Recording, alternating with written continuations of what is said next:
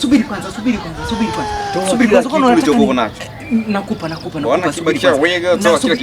Nakupa niache. Dadiola. Wewe si rafiki yangu kabisa wewe, tangia leo umekuwa jambazi. Niko leo kwambia tulia, usiniangalie, unaniangalia.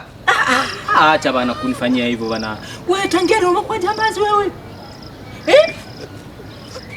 Sikia sasa. Nini? Haijalishi unanijua, haijalishi unifahamu. Haujaniona maeneo haya. Mimi ni jambazi kuanzia sasa. Tangia sasa. Umejifunzia wapi ujambazi? Wewe mwanangu huwezi kuniibia. Utaniibiaje wewe mwanangu wakati tulikuwa tumesoma wote? Huwezi kuniibia. Alafu tangia lini umekuwa jambazi? Yaani kwanza muongo, sitaki kusikia chochote kutoka kwako. Cha kwanza wewe ndio sababu ya mimi kufeli shule. Wewe. Ningefaulu huenda sasa hivi ningekuwa hata na 2 na 3, ningekuwa hata waziri mkuu. Lakini kwa sababu ya wewe kila ndagi kijibakisha wego atawe, umenivurugia maisha yangu wego. Unajua nini kilichotokea?